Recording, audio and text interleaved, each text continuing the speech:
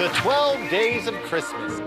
Make each one special with a limited edition figurine set featuring the 12 people who knew about the checks to Mike Duffy while the Prime Minister remained in the dark, a collection that hardly seems plausible. Oh, so beautiful, honey. Doesn't that one look just like Stephen Harper's lawyer, Benjamin Perrin? I guess. They may not be household names, but each piece is made of ethics-resistant plastic and will delight your family. Ah, this one's Senator Gerstein. Do they talk? They're pretty tight-lipped. As a special bonus, a likeness of Stephen Harper wearing noise-canceling headphones to keep himself out of the gigantic loop, completing your holiday negativity scene. And then you can all gather around and tell the dubious story. Then Nigel Wright said, I've talked to the Prime Minister and we're good to go. So Harper knew? Derek? Only in broad terms. What does that mean? Heather? Who wants a pot of gold? The 12 Days of Tories collection from the maker of 12 Angry Mulcaires.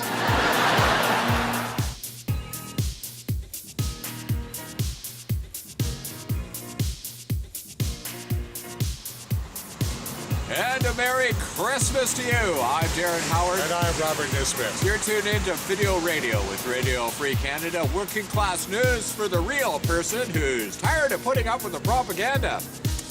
We've got things to start things off. Well, we jump right into Stephen Harper's nightmare. Yes, of course, the Tories are showing their Christmas spirit again. Yes, and their true values by saying straight out, we don't care if children are going hungry. It's not our job to worry about feeding children. Check this out. More than 1 in 7 Canadian children live in poverty, ranking Canada 17th in the world. Now, most would agree it's a major problem for our country, but one senior Conservative minister told a Vancouver radio station it's not his problem. Empowering families with more power and resources so that they can feed their own children is, I think, a good thing. It's the government's just my job to feed my neighbor's child. I don't think so. The comments enraged those who are trying to fight child poverty. A firestorm followed on social media, with one person suggesting Moore had never watched The Grinch Who Stole Christmas or A Christmas Carol when he was a kid. Others demanded an apology from the industry minister, but Moore wouldn't budge, insisting at first the quote was taken out of context. Then, when he was prodded to say sorry, he tweeted, "Apologize for being lied about? No." I think secretly some Conservatives feel that, if you're poor, it's a little bit your own fault. It's because you're not trying hard enough. That's the kind of attitude, unfortunately, that comes out of the Conservative Party. By Monday afternoon, Moore finally relented, admitting he wasn't misquoted, saying, "I made an insensitive comment that I deeply regret," adding, "I know the cause of fighting poverty is not helped by comments like those I made last week. For that, I am sorry." Advocates hope Moore's misstep will make all Canadians realize that child poverty is everyone's problem. Mike Lecouteur, Global News, Ottawa. Here at Radio Free Canada, we have what's called the Municipal Sustainability Project because, unlike the Conservatives, we do believe that we are our brother's keeper. You know what? I think that James Moore is probably going to get a little something from Santa in his stocking. Yes, it will be black. It will be about this big, and it'll be from us.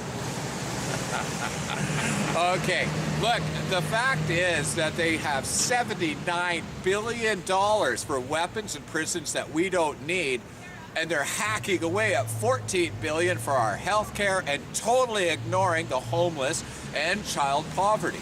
But they are finding ways to spend our tax dollars on studies. Yes, and of course, travel expenses. Yes. Check this out.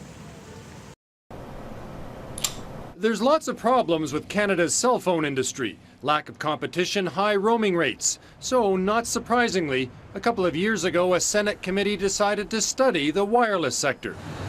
But where they went roaming may surprise you, because senators jetted off to London, Paris, Brussels, and Estonia. And it was first class all the way.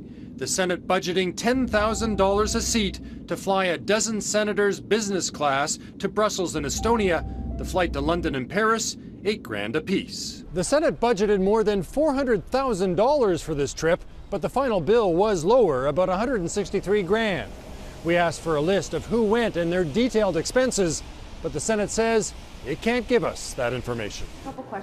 So we went looking for the senators who went on this trip, but all we got was misconnections. Can I talk to you about some of the work you've been doing on committee, the wireless study that the Transport and Communications... No, sorry. Over the past 5 years, the Senate has spent more than $3 million traveling the country and the world. One committee spending more than $500,000 studying emerging economies, flying off to Russia, China, India, and Brazil, including a stop in Rio de Janeiro. Over at the House of Commons, MPs also do some foreign travel. Since 2008, committees visiting Afghanistan and Europe to study free trade.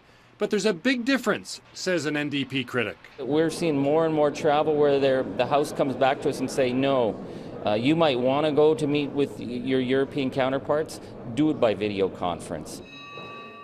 Not all senators are on board with the upper chamber's frequent flyer plan.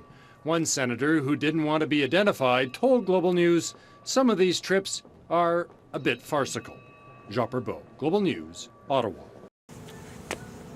We're just sitting here talking off camera, and we're sitting there saying, wow, talking about screwing up and gaining speed. They just can't help themselves. I mean, come on, think about it. They got a blank check. They get to spend any money that they want. And what do? They go traveling. Why? Pensions. Pensions. I mean, these guys, deputy ministers, have a pension plan that most Canadians could only dream of. So while they're talking about axing all of the postal workers so that senior citizens have to get up and walk. And making cutbacks to veterans' benefits. And making sure that they ignore the homeless and children going hungry. And raising the age on old age pensions. Should we go on? No, wait. Let's run this clip. Now, the government says public sector pensions are unsustainable, that it can't afford the current system. But that message, it turns out, may not be directed at every civil servant. When certain senior bureaucrats leave the government, they're entitled to something few others are. You could call it government-approved double dipping. Here's what happens. A deputy minister quits their job in the public service, usually to take a lucrative one in the private sector. Their public service pension ends, right? Wrong. Deputy ministers are allowed to continue to contribute to their plan, albeit at twice the rate, even after they leave. And the government, with your tax dollars, continues to contribute too. I think they're sending the message that there's a double standard and that some Canadians should be well off and some, well, too bad. So far, 19 deputy ministers have cashed in on the opportunity. The only stipulation to their eligibility, that they have worked 10 years in the public service. MP Brent Rathgeber quit the Conservative caucus because it wouldn't support his bill calling for transparency on senior bureaucrat salaries. He says this should concern Canadians. It has to do with the concern that many taxpayers have expressed as to how opaque the government is with respect to how it treats its civil servants. The president of the Treasury Board declined to comment on this story. Tony Clement's office says there's no political involvement in the issue. The opposition disagrees. These are important questions that the government has to answer within the context of their reform of the public service pension plan. And consider this, the way public service pensions are calculated means a deputy minister's pension could earn them up to 70% of their six-figure salary. So this government perk could cost taxpayers millions for services they're not even getting. So I would like a paycheck like that. I would indeed, especially when this taxpayer supported. And then, you're guaranteed to get a check for doing nothing, which seems to be what they aspire to do. Isn't that what the Senate does? Yes, they do nothing and get a lifelong paycheck. Okay. But they make friends everywhere around the world. Oh, yes. All right. Trying to nail these guys down in Parliament, getting any Conservative to answer a question. They're masters of spin. They totally do it right in front of us. It's on the internet all the time. Check this out. It's hard to explain what happened in question period today, so we'll leave it to our senior correspondent, Terry Milewski, to show you. Terry. Well, Wendy, Parliament's all lit up for Christmas and it looks jolly enough, but don't be fooled. Inside, the Liberals are plotting against Santa. All of a sudden, the Liberals are suggesting that Santa Claus is no longer Canadian and that they would abandon the North Pole, Mr. Speaker. True. Liberal leader Justin Trudeau has said that Canada's claim on the North Pole should be decided by science. Clearly, that's an attack on Santa Claus, even when it sounds like Trudeau's asking about the Senate scandal. Conservative stonewalling on the PMO scandal defined this session of Parliament.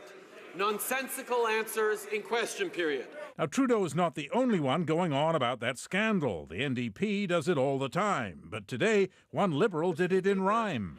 'Twas the week before Christmas, and the Prime Minister's cast were haunted by the scandals of ghosts from his past. So it fell to the government's point man, Paul Calandra, to expose the Liberals for what they are, anti-Christmas. They would abandon the North Pole, abandon Santa Claus. Well, on this side of the House, we're going to stand up not only for my daughters, but for your family as well, Mr. Speaker, and for all those young Canadians in the spirit of Christmas waiting for Santa Claus to come and visit. The Conservatives cheered, leaving the opposition complaining that the answer had nothing to do with the question. I'm advised by Santa Claus that there will be a lump of coal in the member's stocking. Thank you, Mr. Speaker. Not a good day for Santa. Although Trudeau finally did agree that everyone knows Santa's Canadian. Aha! He admits it. And just in time for the Christmas break, Wendy.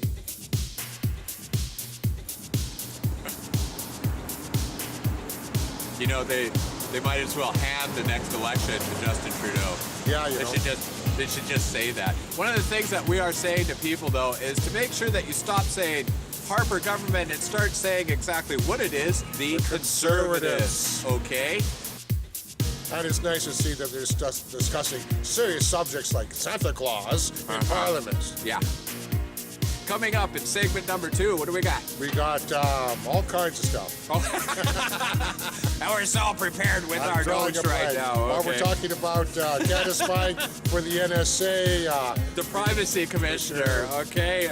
Let's see now, what else? The Canadian economy. Yeah, the dollar fall. At any rate, tune in. I'm Darren Howard. And I'm Robert Nisbet. Thanks for tuning in. Part 2 coming up.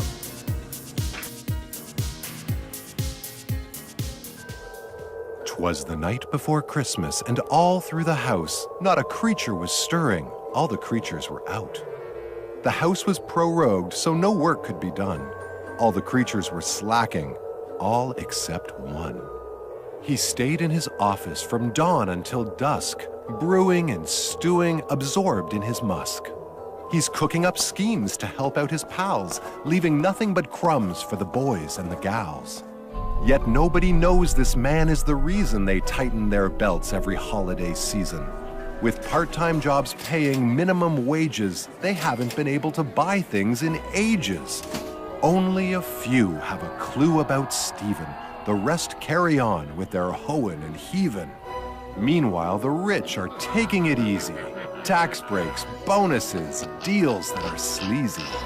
Soon the man grew discouraged and tired.